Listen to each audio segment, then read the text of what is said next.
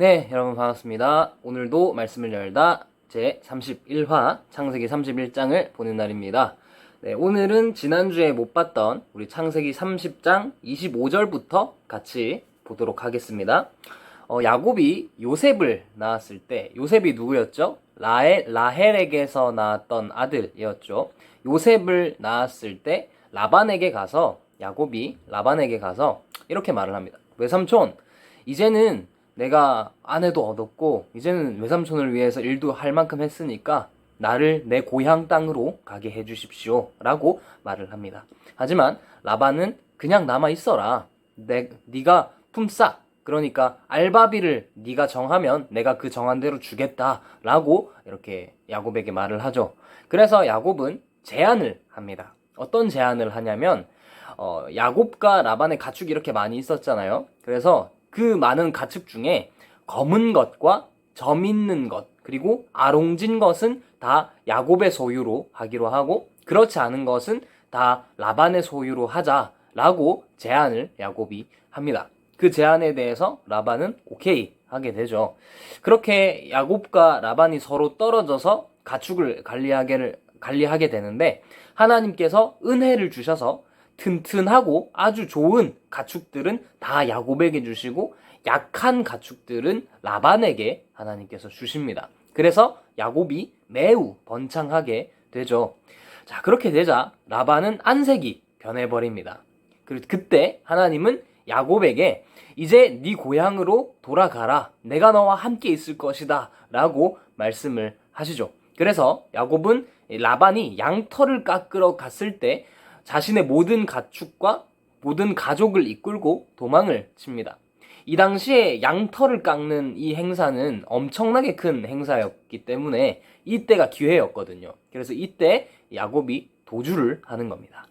그런데 야곱이 도망한 지 3일 만에 라반이 야곱이 도망간 것을 알게 됩니다. 그래서 라반은 자신의 형제들을 다 거느리고 야곱을 뒤쫓아가는데 밤에 하나님께서 라반의 꿈에 나타나셔서 야곱을 건드리지 말라라고 하나님이 말씀을 하시죠. 그렇게 해서 어쨌든 야곱과 라반이 만나게 되는데요. 라반은 야곱에게 하나님께서 꿈에서 너를 건드리지 말라고 하셨으니까 내가 너를 건드리지는 않을게. 네가 돌아가는 거 내가 오케이 해줄게. 하지만 그런데 왜 우리 집에 있는 신을 왜 도둑질했냐? 라고 야곱에게 말을 합니다. 19절을 보면요. 라헬이 라반의 집에서 드라빔이라는 것을 도둑질합니다. 이 드라빔이라고 하는 것은 이 당시 우상이었어요. 우상신. 그러니까 라헬이 그 우상신을 라반의 집에서 도둑질 해온 거죠. 하지만 이 야곱은 라헬이 가져왔다는 그 사실을 모르고 만약에 우리 중에 그것을 도둑질한 사람이 있으면 반드시 죽을 것입니다 라고 말을 하죠. 그래서 라반이 샅샅이 뒤지는데 라헬이 그 드라빔을 자신의 낙타 안장 아래에 숨겨놨습니다. 그래서 라반이 찾지를 못하죠. 그래서 라반이 찾지를 못하니까 야곱이 화를 냅니다. 화를 내면서 아니 외삼촌 너무한 거 아닙니까? 내가 외삼촌을 위해서 20년 동안이나 일을 하고 또 더위와 추위를 무릅쓰고 눈붙일 겨를도 없이 내가 외삼촌을 위해서 그렇게 일했는데 외삼촌 진짜 너무한 거 아닙니까? 이렇게 화를 냅니다.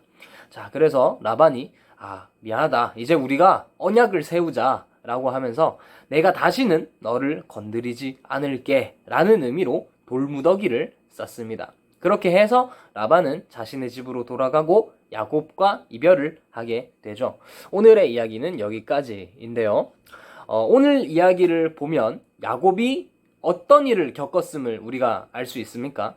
라반에게 계속 속임을 당하고 있음을 우리가 보고 있죠.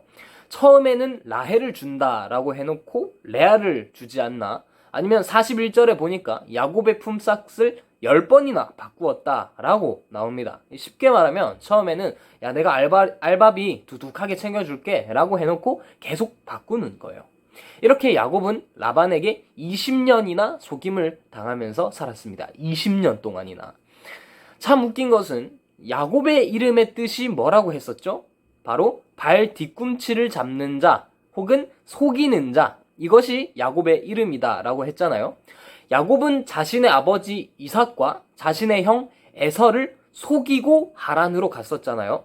그런데 여기서는 반대로 라반에게 자신이 속는 경험을 똑같이 하게 되는 것입니다. 하나님은 이 일들을 야곱이 겪게 하셔서 무언가를 가르쳐주고 계시는 것입니다. 무엇을 가르쳐주고 계시는 걸까요? 바로 너의 잔꾀로 인생을 살면, 너의 생각과 너의 지혜로 인생을 살면 똑같이 너도 당한다. 그러니까 너의 잔꾀를 의지하지 말고 나를 의지해라 라는 교훈을 하나님께서 야곱에게 주시고 계시는 것입니다. 여러분, 다시 한번 말하지만 여러분의 인생은 하나님께 달려 있습니다. 지금 당장 생각나는 여러분의 잔꾀로, 여러분의 지혜로, 여러분의 생각으로 이 세상을 살지 말고 하나님께 지혜를 구하고 하나님의 뜻을 구하면서 사시길 바랍니다. 그렇게 할 때 하나님께서 여러분들의 인생을 인도하시고 반드시 책임져 주실 것입니다. 다만 여러분의 뜻대로, 여러분이 원하는 대로 인생을 이끌어 가시는 것이 아니라 하나님이 원하시는 대로, 하나님의 뜻대로 인생을 이끌어 주실 것입니다.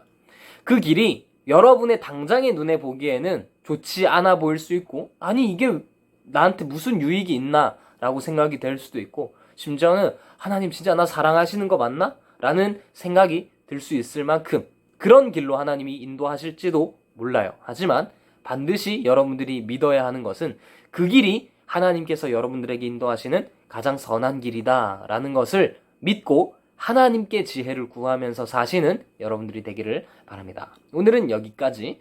오늘의 퀴즈는 라헬이 라반의 집에서 가지고 나온 우상이 있다라고 했습니다. 3글자였어요. 3글자. 그 우상의 이름은 무엇일까요? 이것을 반성선생님께 보내주시고, 오늘의 돌발 퀴즈는 야곱은 라반을 위해서 몇 년 동안이나 일을 했을까요? 레아를 위해서 몇 년, 라헬을 위해서 몇 년, 또 몇 년 해서 총 몇 년을 일을 했을까? 오늘은 5등 그리고 10등에게 전도사님 기프티콘을 보내주도록 하겠습니다. 오늘도 수고했습니다. 내일 보도록 합시다. 뿅!